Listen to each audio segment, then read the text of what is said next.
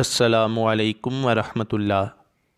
مزید اچھی اور اسلامک ویڈیوز حاصل کرنے کے لیے ہمارے اس چینل کو سبسکرائب کریں اور اس کے ساتھ بیل آئیکن پر لازمی کلک کریں۔ شکریہ۔ بسم اللہ الرحمن الرحیم۔ ایک دفعہ کا ذکر ہے کہ بغداد شریف میں فرقہ معتزلہ کا غلبہ ہوا۔ لوگوں نے حضرت امام احمد بن حنبل رحمۃ اللہ علیہ کو تکلیف دینی چاہی تاکہ آپ بھی قرآن مجید کو مخلوق کہیں۔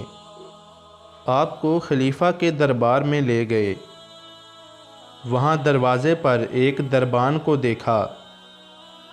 اس نے کہا، اے امام المسلمین، خبردار رہنا اور بہادروں کی طرح مقابلہ کرنا۔ میں نے ایک دفعہ چوری کی تھی، مجھے ہزارہا تکالیف دی گئیں، لیکن میں نے اقبال جرم نہیں کیا، آخر بری کر دیا گیا۔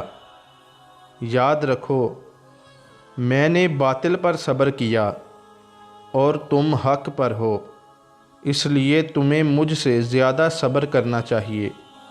امام احمد بن حنبل رحمۃ اللہ علیہ فرماتے ہیں کہ دربان کی یہ بات میرے دل میں بہت اثر کر گئی۔ اگرچہ آپ ضعیف تھے اور آپ کو ہر طرح سے تکلیف دی گئی، مگر آپ نے قرآن کو مخلوق نہ کہا۔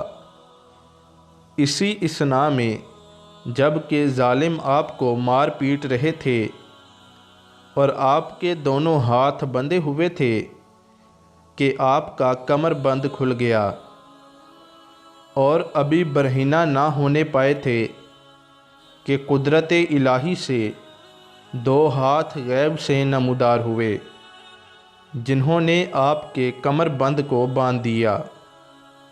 یہ حال دیکھ کر آپ کو رہا کر دیا گیا۔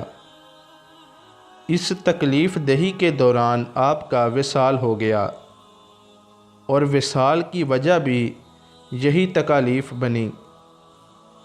وصال کے وقت لوگوں نے آپ سے پوچھا کہ جن لوگوں نے آپ کو تکالیف دی ہیں ان کے حق میں آپ کا کیا خیال ہے؟ آپ نے فرمایا کہ انہوں نے مجھے خدا کے لیے مارا ہے، کیونکہ وہ سمجھتے تھے کہ ہم حق پر ہیں۔